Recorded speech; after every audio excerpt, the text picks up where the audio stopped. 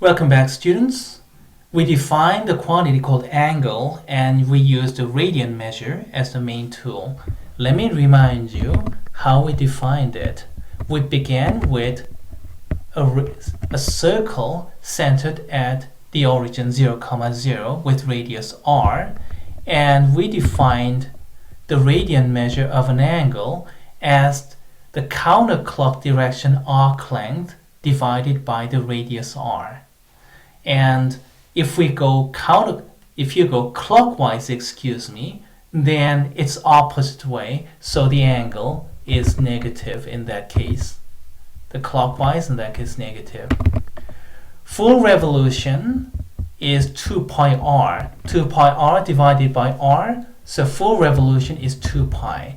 That corresponds to 360 degrees.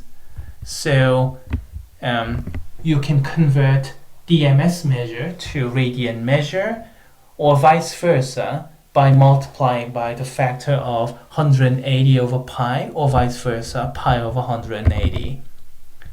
Now that we talked about the angles and radian measure and DMS measure, the conversion formulae, let's talk about trigonometric functions. And there are 3 standard trigonometric functions: sine, cosine, and tangent, and 3 reciprocal: cosecant, secant, and cotangent, which are less important than the first 3. And they are defined as follows.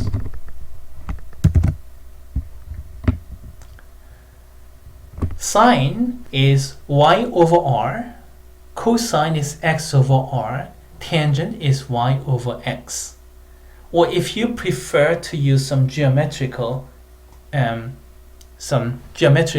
description, then sine is vertical over hypotenuse, and cosine is horizontal over hypotenuse, or radius if you will. Tangent is vertical over horizontal.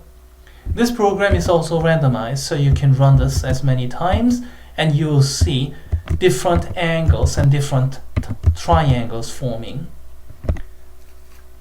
How about cosecant, secant, and cotangent? It's just r over y, r over x, x over y respectively, which means cosecant is nothing more than 1 over sine. So cosecant of theta is 1 over sine of theta, because it's coming directly from the definition. Sine of theta is y over r, and cosecant of theta is r over y. Secant of theta is by definition 1 over cosine of theta. Cosine is x over r, secant is r over x. And cotangent of theta is 1 over tangent of theta. Cotangent is, as you can see here, x over y. Tangent is y over x. Which means if we know sine, cosine, and tangent, standard 3, then we can easily find out cosecant, secant, and cotangent simply by taking reciprocals. In other words, almost all the time in this class, we're going to stick to sine, cosine, and tangent only. In some cases, sine and cosine only, because please make this observation. What is tangent of theta? Is y over x, isn't it? And that's the same as y over r over x over r. What did I just do? I just divided by r from both numerator and denominator, so I didn't change anything. But what's the numerator? Y over r, that's sine of theta. And the denominator is cosine of theta. So what's the moral of the story here? If you know what is sine and what is cosine, you can find out tangent as well. And if you know sine, cosine, and tangent, then you can find out cosecant, secant, and cotangent as well. In short, if you know sine and cosine, you can find out everything else as well. Later on, we'll go down to just one of those 6, and then with a little bit more information, you can find out the other 5. But at this moment, let's stick to just these: sine, cosine, and tangent, y over r, x over r, y over x. Or if you look at these triangles, vertical over hypotenuse, that's sine, horizontal over hypotenuse, that's cosine, and vertical over horizontal, that's tangent. An important observation for trigonometric functions is the signs of trigonometric functions. And well, in this particular case, as you can see, theta is in first quadrant here. Theta is between 0 and pi over 4, between 0 and 90 degrees. So we are in first quadrant, and in this case, x and y are both positive. The radius r is always positive. So sine, cosine, and tangent are all positive here.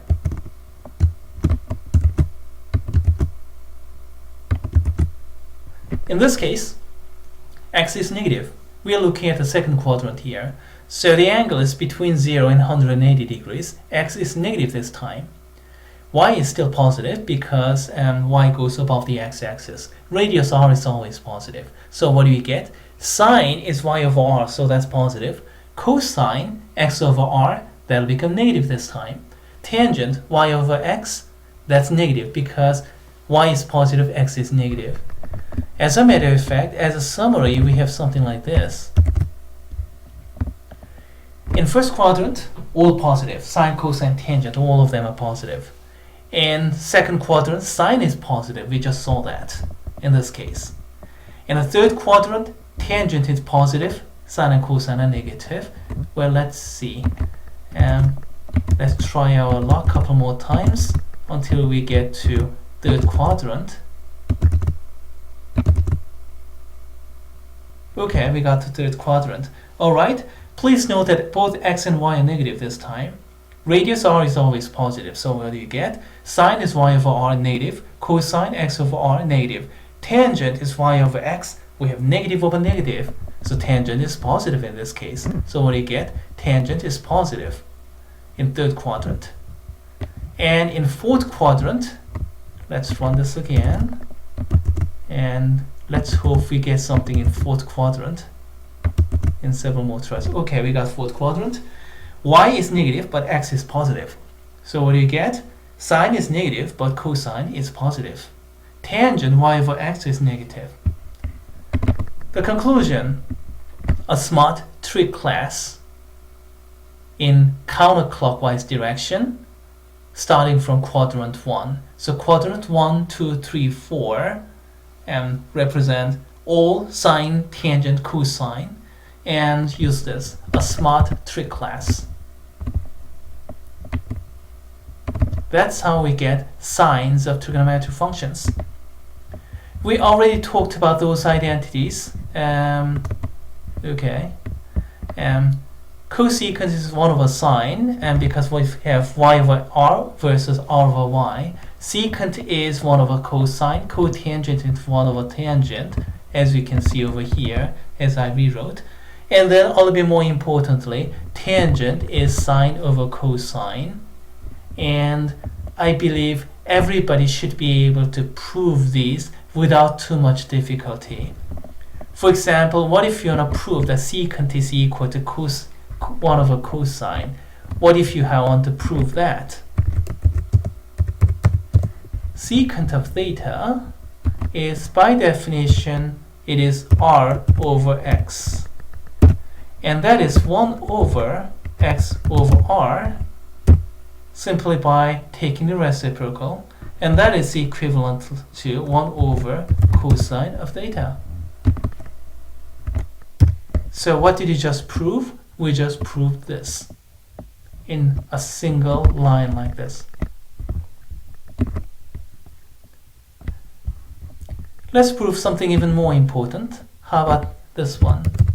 Tangent of theta What is tangent of theta? This is y over x. And what is y over x? Y over r over x over r. And what is y over r? That's sine of theta. And x over r is cosine of theta by definition. And here is the proof.